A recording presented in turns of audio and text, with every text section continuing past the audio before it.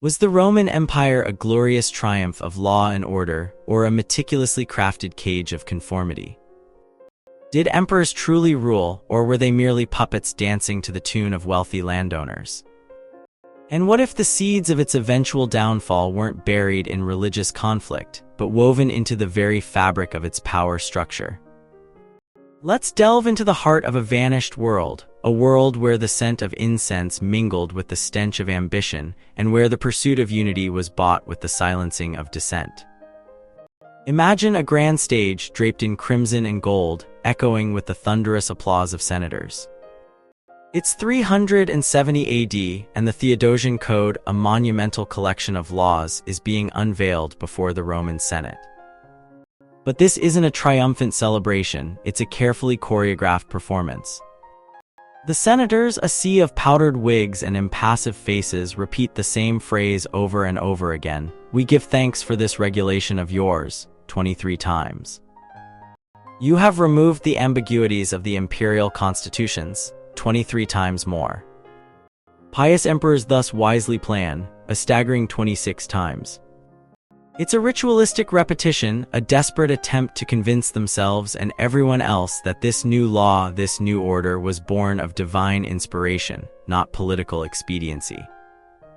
Let's meet Flavius Aurelius, a young lawyer from a relatively modest family in Rome.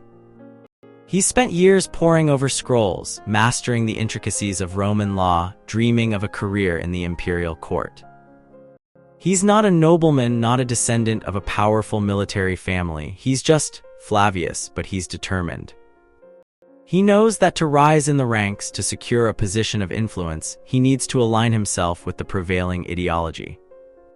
He needs to become Christian and Roman, a phrase that's rapidly becoming the key to success. Across the empire, similar stories are unfolding. In the bustling port city of Alexandria, a wealthy merchant named Serapis is converting to Christianity, not out of genuine faith, but because it opens doors. Suddenly, he's invited to exclusive banquets, appointed to lucrative contracts, and showered with imperial favors. His rivals, clinging to their pagan beliefs, are excluded, marginalized, their voices drowned out by the rising tide of Christian influence. The emperors, too, are playing a delicate game. Theodosius II, a pragmatic ruler, understands that Christianity is a powerful force, but he's not about to force it upon his subjects.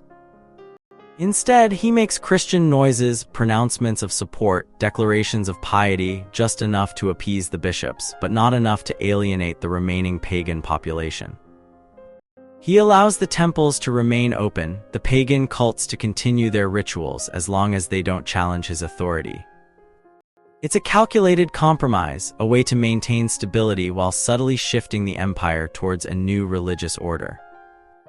Meanwhile, in Constantinople, the empire's glittering capital, commissioners are meticulously copying the Theodosian Code, ensuring that every official has a pristine copy to consult. The emphasis isn't on the content of the law, but on the act of copying, of preserving the empire's legal tradition. It's a symbolic gesture, a way to reinforce the idea that the state is a stable, predictable entity, governed by immutable laws. But beneath the surface of this carefully constructed facade, cracks are beginning to appear. The division of power, a long-standing feature of Roman governance, is becoming increasingly problematic. Theodosius II and his cousin Valentinian III rule as co-emperors, but their authority is constantly challenged. The eastern and western halves of the empire are often at odds, their interests diverging, their loyalties divided. Imagine two brothers, each vying for dominance, each secretly plotting against the other. That's the reality of the Roman Empire in the late 4th century. Let's follow Marcus, a seasoned general stationed on the turbulent frontier with the Goths. He's a loyal soldier, a veteran of countless campaigns, but he's increasingly frustrated by the constant infighting at the imperial court. He witnesses firsthand the consequences of the division of power, the corruption, the instability, the endless succession crises. He sees his comrades killed in skirmishes over disputed territories, their lives sacrificed to the whims of ambitious politicians. The bureaucracy, too, is expanding, becoming increasingly complex and unwieldy. Officials are vying for promotions, seeking to curry favor with the emperor, engaging in elaborate schemes to advance their careers. Imagine a vast, intricate network of patronage where loyalty is rewarded with power and betrayal is met with swift retribution. It's a system designed to keep the landowning classes focused on the center, but it's also a breeding ground for corruption and inefficiency. And what about the Christians? They're not a monolithic group.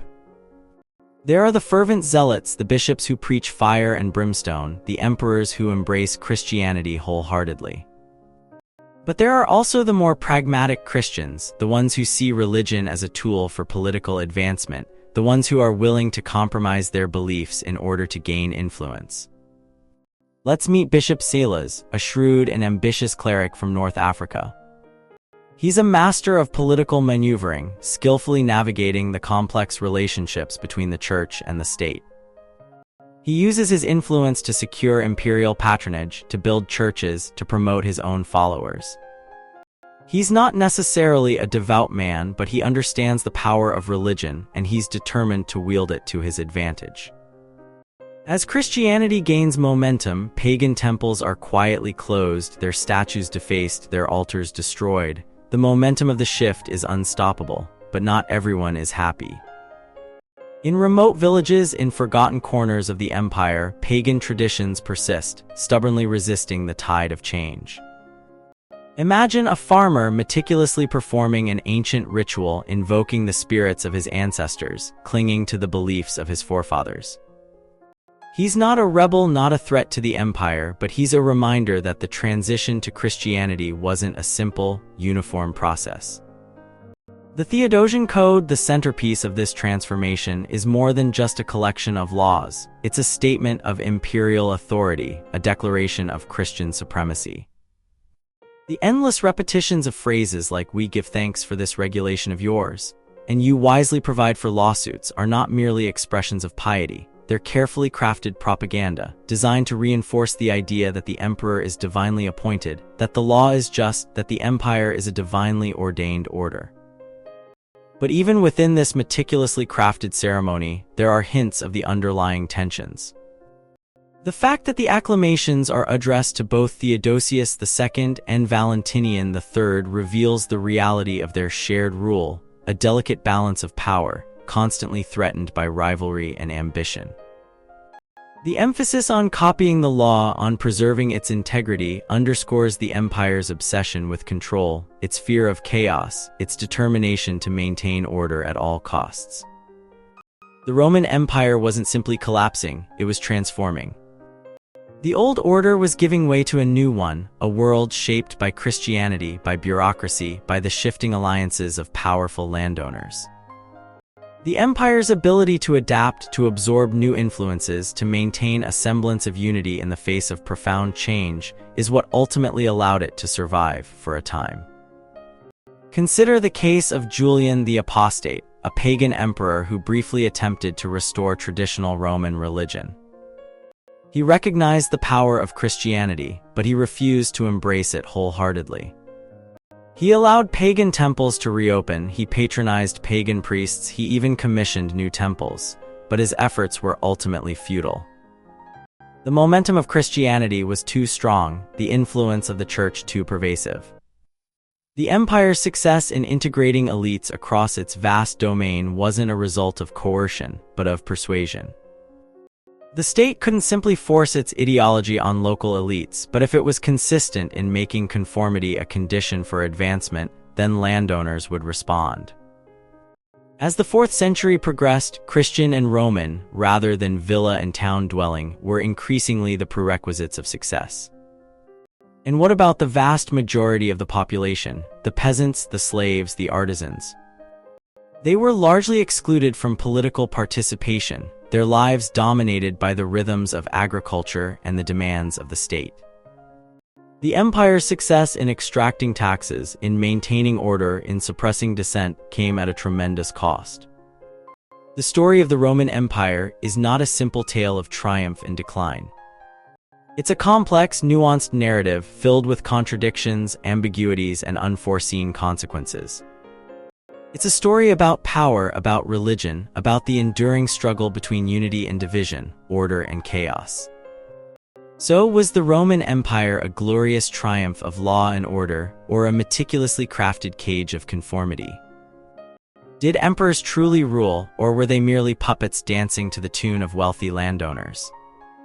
And what if the seeds of its eventual downfall weren't buried in religious conflict, but woven into the very fabric of its power structure? The answers, like the empire itself, are far more complicated than they appear. And perhaps that's the most enduring legacy of Rome, the unsettling awareness that even the most seemingly stable systems are ultimately vulnerable to the forces of change.